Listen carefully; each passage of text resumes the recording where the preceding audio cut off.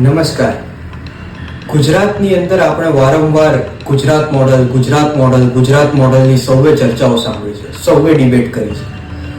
ગુજરાતમાં છેલ્લા કેટલાક દિવસની અંદર ગુજરાતના બે મોડલ એટલે કે કોંગ્રેસે બનાવેલું ગુજરાત મોડલ અને ભ્રષ્ટ ભાજપનું મોડલ, એ બંનેનું નજરાણું આપણે આપણી સામે જોયું અને આપણે સૌએ અનુભવ્યું. એક ગુજરાત મોડલ જે કોંગ્રેસે બનાવેલું હતું, કોંગ્રેસનું ગુજરાત મોડલ, તેની અંદર અમદાવાદ ખાતે 50 વર્ષ જૂની પાણીની ટાંકીને તોડવા માટે પણ ભારતીય જનતા પાર્ટીએ જેસીબી બોલાવવું પડ્યું અને ત્યારે 10 દિવસે પાણીની ટાંકી તોડી. 50 વર્ષ જૂની પાણીની ટાંકી તોડતા ભાજપને 10 દિવસ લાગી ગયા અને એના 48 કલાકની અંદર બીજું એક ગુજરાત મોડલ આપણે જોયું, ભ્રષ્ટ ભાજપનું ગુજરાત મોડલ.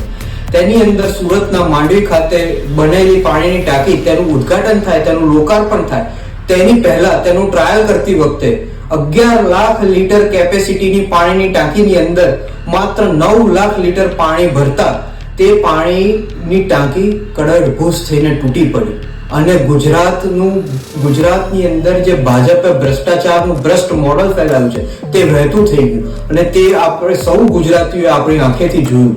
હવે આપણે લોકોએ નક્કી કરવાનું છે કે આપણે કયા ગુજરાત મોડલની જરૂર છે, કોંગ્રેસનું મજબૂત ગુજરાત મોડલ કે ભ્રષ્ટ ભાજપનું ગુજરાત મોડલ.